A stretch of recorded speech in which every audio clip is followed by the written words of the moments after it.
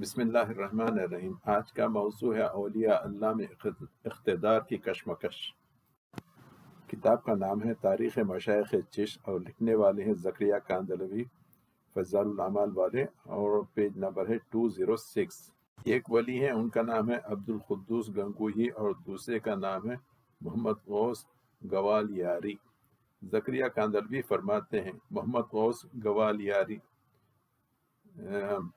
عامل تھے اور شیخ عبدالقدوس گنگوہی کے ہم عصر تھے، یعنی اسی زمان میں رہتے ہیں۔ حضرت شیخ یعنی عبدالقدوس گنگوہی کے لانے کے لیے یعنی محمد غوث نے چند جنوں کو بھیجا کہ ان کو اٹھا کے لے کے آئیں۔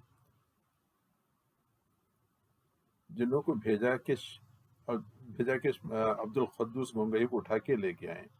اس وقت شیخ عبدالقدوس گنگوہی مسجد میں مشغول تھے۔ جن پہنچے مگر پاس جانے کی ہمت نہ ہوئی۔ شیخ نے عبدالقدوس گنگوہی نے خود ہی سر اٹھا کر پوچھا، کون ہو؟ جنہوں نے جواب دیا کہ محمد غوث نے بھیجا ہے، وہ زیارت کا مشتاق ہے، اگر اجازت ہو تو ہم اسی طرح لے چلیں کہ تکلیف نہ ہو۔ حضرت نے فرمایا، اچھا ٹھیک ہے، میں کہتا ہوں، حکم دیتا ہوں کہ محمد غوث کو لے کے آؤ۔ چنانچہ جنات پہنچے اور ان کو لے کر چلے۔ انہوں نے جنات سے دریافت کیا کہ اس کی کیا وجہ ہے کہ تم میرے مطیع ہو، اب یہ سرکشی کشی؟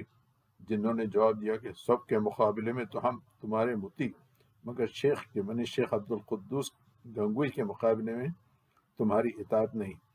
غرض کہ ان کو لے کر شیخ عبدالقدوس گنگوہی کی خدمت میں پہنچے۔